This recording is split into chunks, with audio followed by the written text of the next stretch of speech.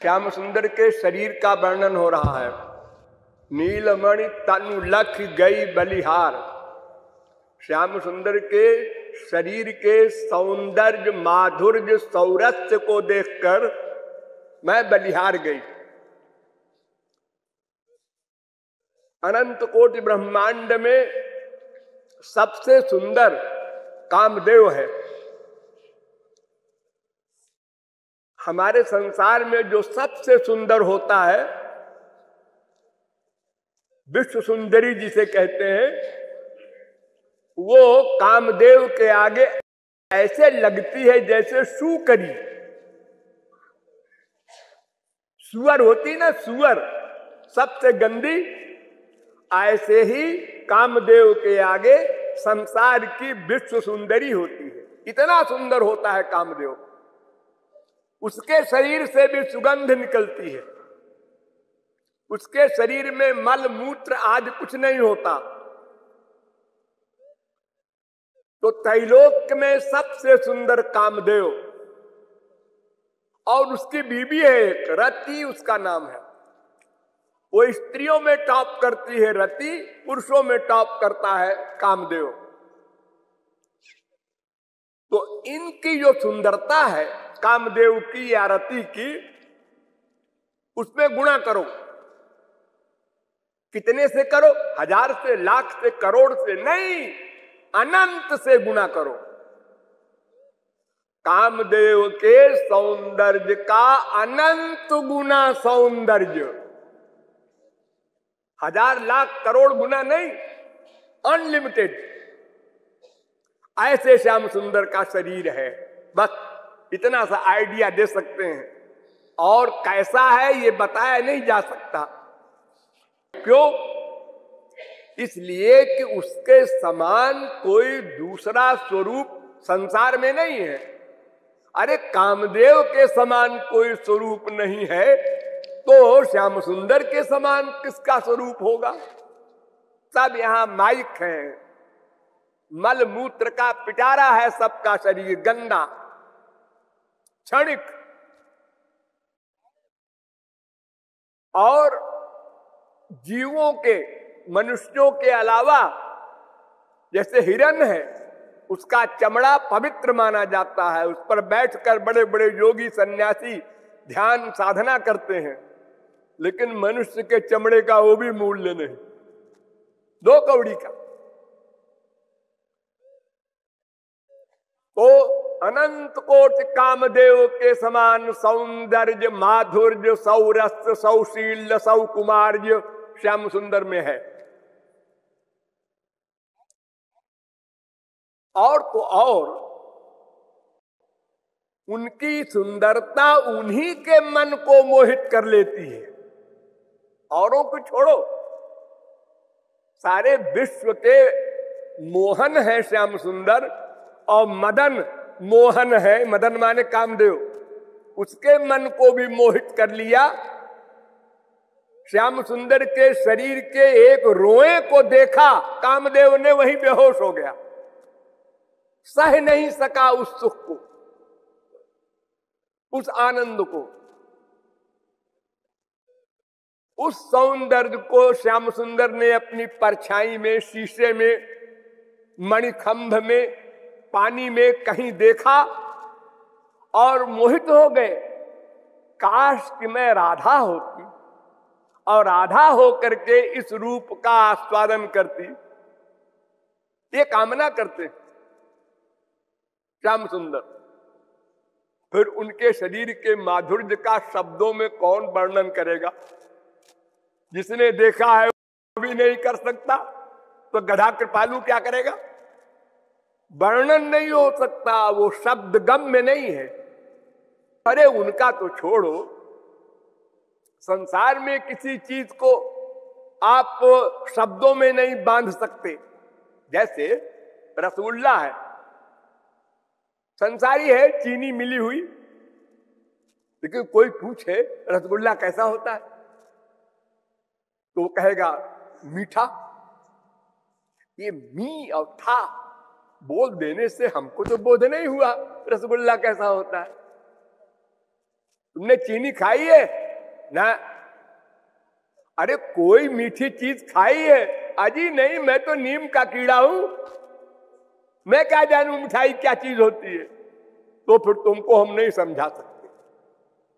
उसी प्रकार जो मायाबद्ध जीव है, जिसका अंतःकरण गंदा है, माइक है, प्राकृत है, गुणात्मक है, दोषात्मक है, वो भगवान के सौंदर्य का अनुभव ही नहीं कर सकता। और जो अनुभव कर सकता है वो शब्द के द्वारा बोध नहीं करा सकता। बोध कराने का मतलब अनुभव, अनुभव से बोध होता है, शब्दों से बोध नहीं हुआ करता। तो अनुभव तो भगवत प्राप्ति के बाद होगा, लेकिन होगा भी जब, तो वो बता नहीं सकेगा। जैसे गूंगा गुड़ खाए, रसगुल्ला खाए और सिर हिला दे, ऐसे ही भगवान के सौंदर्य सौरस्य का रस लेने वाला रसिक कुछ नहीं बता सकता, बस शब्दों में इतने बताएगा, अनंत कोटि ब्रह्मांड के सौंदर्य का अनंत गुणा सौंदर्य कामदेव में, उसका अनंत गुणा सौंदर्य श्याम सुंदर में। बस शब्द की अंतिम गति ये है जो मैंने इन पद में बांधा है। तो श्याम सुंदर स्वयं अपने स्वरूप में मोहित हो जाते हैं, जगन मोहन होकर भी, मदन मोहन होकर भी। तो फिर उस सौंदर्य की बात कौन करे। उनकी चिन्मय तनु लख ज्ञानी हूं मानत मुक्ति हिखार। सारे संसार को तृणवत त्याग देने वाले और ब्रह्मानंद में लीन रहने वाले। ब्रह्म का जो आनंद होता है वो अनलिमिटेड होता है, दिव्य होता है, संसारी नहीं होता। आप लोगों को जो संसार में सुख मिलता है, खाने पीने, सूंघने, सुनने, रस लेने, स्पर्श करने में, इसका करोड़ों गुना सुख अधिक स्वर्ग में है, उसका करोड़ों गुना सुख ब्रह्मलोक में है। लेकिन ये सब नश्वर, माइक, प्राकृत, लिमिटेड। तो ब्रह्मानंद अनलिमिटेड सुख को कहते हैं, अनंत। भगवान का सुख अनंत, ब्रह्म माने भगवान। जो वही भूमा तत्सुखम वेद कहता है, वो भूमा है ब्रह्म, अनंत सुख है उसमें, जो सनकादिक, जनकादिक, शुकादिक बड़े बड़े परमहंसों को मिलता है। लेकिन वे लोग जब श्याम सुंदर के शरीर को देखते हैं तो इनही बिलोकत अति अनुरागा, बर बस ब्रह्म सुख ही मन त्यागा। बरबस छूट गया ब्रह्म सुख। अरे देखो, एक मां के पेट में बच्चा होता है, फिर वही बच्चा बाहर आता है, तो मां के पेट वाले बच्चे को जान करके मां सुखी होती है। मेरे पेट में बच्चा आ रहा है, डोल रहा है, बड़ी विभोर हो रही है, अब 8 महीना हो गया, अब 9वां अब आने वाला है। लेकिन जब वो पैदा हो जाता है तो उसको देखकर, छू कर, चुंबन कर, आलिंगन कर जो सुख मां को मिलता है वो पेट वाले बच्चे में नहीं मिलता। बच्चा वही है, जो पेट में बच्चा था वही तो बाहर आया, लेकिन बाहर आने के बाद वाला जो रस है सगुण साकार का, वो इतना अधिक है कि अगर कोई मां से कहे इस बच्चे को फिर पेट में डाल दे, अरे ना ना ना, पेट वाला बेकार बच्चा था, हमें कष्ट होता था। अच्छा जी, अब कष्ट होने लगा। सगुण साकार बेटे को देखकर अब निराकार बेटे के प्रति बुरी भावना हो गई। अरे वो बेटा किस काम का जो पेट में था, हमारा चलना फिरना मुश्किल था। ये बेटा बढ़िया है जो सामने है, खेलता है, बोलता है, चलता है, हमसे प्यार करता है। बस यही अंतर है निराकार ब्रह्मानंद से साकार प्रेमानंद में।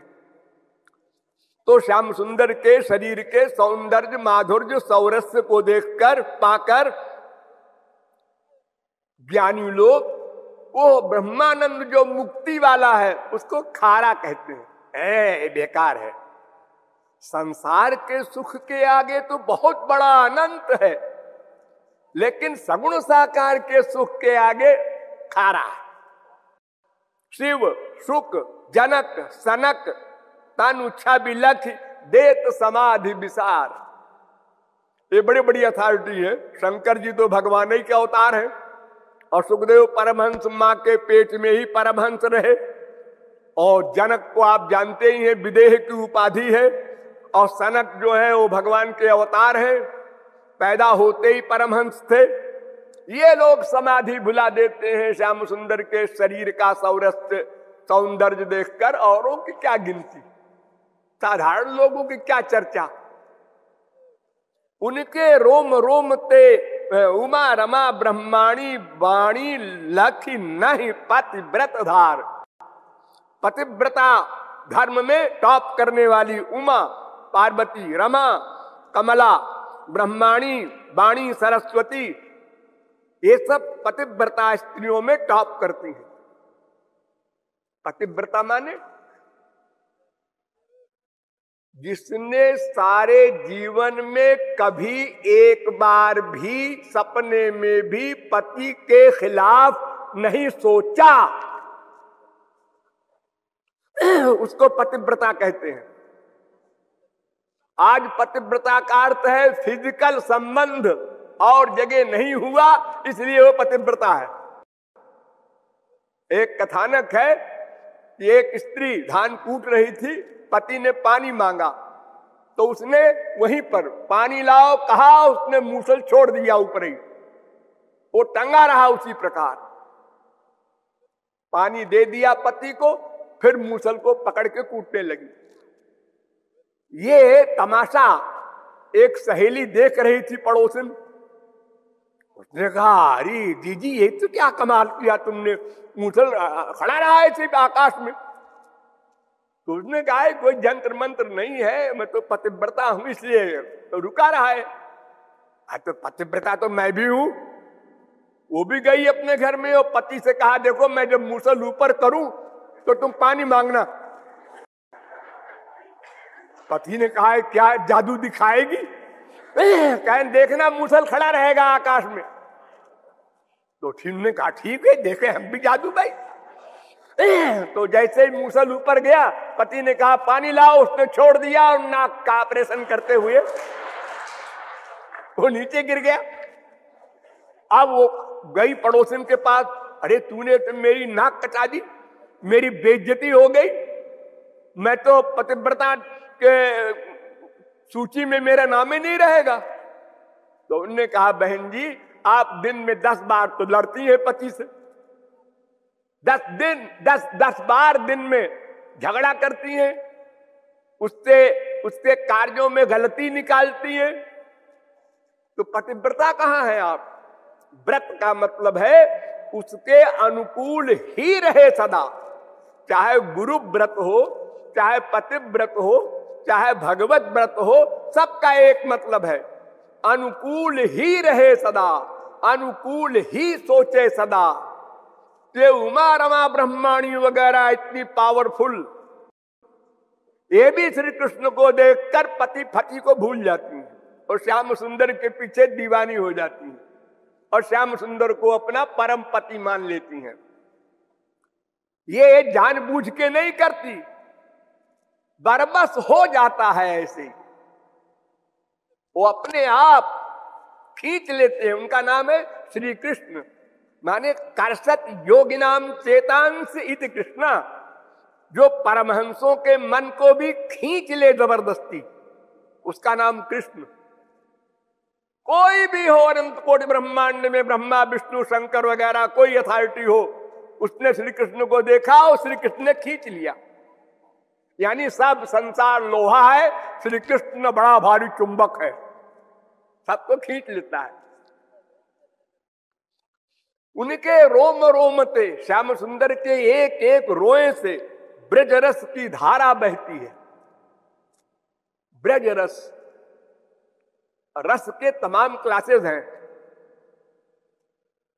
जैसे ब्रह्मानंद, निराकार ब्रह्मानंद, ये भी रस है, क्योंकि रसो वैसा, ब्रह्म रस है। आनंदो ब्रह्म, आनंद है, वो रस है।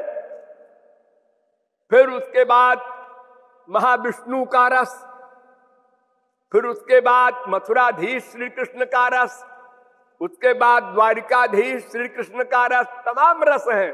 फिर दास्य भाव का रस, सख्य भाव का रस, वात्सल्य भाव का रस, माधुर्य भाव का रस, फिर साधारण रति का रस, समंजसा रति का रस, फिर समर्था रति का रस, प्रेमा भक्ति का रस, स्नेह भक्ति का रस, मान भक्ति का रस, प्रणय भक्ति का रस, रास भक्ति का रस, अनुराग भक्ति का रस, महाभाव भक्ति का रस, अंतिम है वो है ब्रज रस, महाभाव रस वाला। वो श्याम सुंदर के रोम रोम से बहता रहता है। लेकिन अधिकारी कोई मिलेगा, हर एक को नहीं मिलेगा।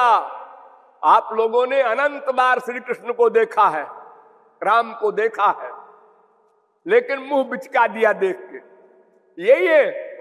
अरे ठीक है, तो हमसे दिखाए गुजरे। हाँ, हमारी बीबी खो जाए तो हम बहुत से बहुत पुलिस में खबर दे देंगे, रेडियो पे अनाउंस करवा देंगे। ये तो पेड़ों से पूछ रहे हैं मेरी सीता कहाँ है। ये तो बड़े ही गिरे हुए इंसान हैं, इनको भगवान कहते हैं वशिष्ठ जी। वो बूढ़े हैं, उनका भी दिमाग खराब हो गया। ऐसे हम लोगों ने उस समय मंत्री की, और जब वो चले गए तो हरे राम राम राम हरे हरे, ऐसा करते हैं हम लोग। जाने के बाद उसका मूल्य समझते हैं। तो कृपालु कहता है कि वो जो श्याम सुंदर के शरीर का रस है, ब्रज रस, उसको अच्छी प्रकार से, पूर्ण रूप से 100% आस्वादन करने वाली किशोरी जी है, राधा है। नंबर 2 गोपियां हैं, नंबर 3 में और महापुरुष हैं। अपनी कक्षा के अनुसार ही उस शरीर से रस मिलता है। जैसे कोई समुद्र है रस का, प्रेम का, आनंद का। आपका बर्तन 5 किलो का है, डुबो दीजिए, 5 किलो रस ले जाइए। आपका 10 किलो का है, आइए आइए आप 10 किलो ले जाइए। तो जो हमारी स्पिरिचुअल, आध्यात्मिक जो क्लास है, हमारी कक्षा है अंतःकरण की, उसी कक्षा के अनुसार श्याम सुंदर के शरीर का सौरस्य प्राप्त होता है। सबको एक सा नहीं प्राप्त होता।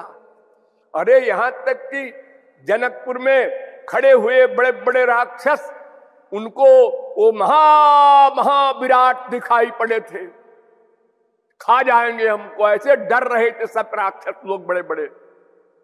और सीता जी को वही परम अभिन्न अनंत कोटि कंदर प्रलावण्य दिख रहे थे। तो भगवान के शरीर का सौंदर्य सब जीवों की कक्षा के अनुसार पृथक पृथक अनुभव में आता है। ये आशय है इस पद का।